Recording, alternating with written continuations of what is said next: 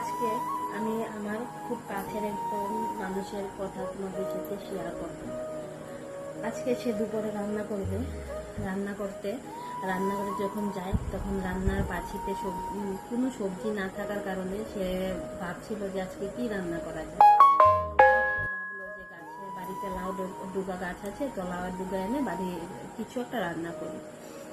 যখন সে লাউয়ের ডুগা কাটতে যায়, একটা লাউয়ের ডুগা কাটে, আরেকটা লাউয়ের ডুগা যখন কাটতে যায় তখন দাওটা চলে যায় সিধা কারেন্টের তারের এখানে কারেন্টের তারও ছিল।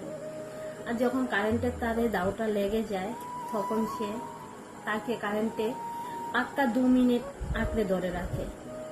যখন তাকে আঁকড়ে ধরে রাখে 2 মিনিট, তখন সে নিজে নিজে কি অবস্থা, সে ভাবছে যে আজকে আর আমি আর মনে হয় বাঁচবো না।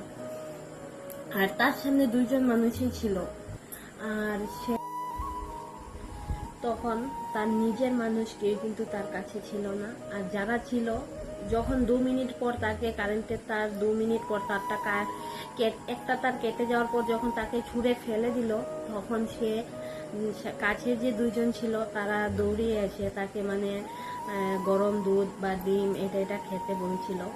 বাকি আর যে শট খেলো সে কিন্তু হতভম্ব হয়ে গেছে যে এটা কি হলো আজকে আমার সাথে, আমি তো আজকে মরেই যেতাম। আর যখন 2 মিনিট ধরে রাখলো তখন তো বুকের ভিতরটা যে কি হইতেছে, কি কমু আর তখন ফিলিংসটা বলার মতো নেই। আর এই ঘটনাটা কি খুব কাছের মানুষ বলতে আজকে আমার সাথেই হয়েছে।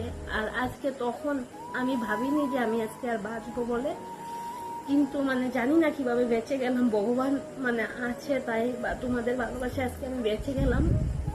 কিন্তু তখন আমার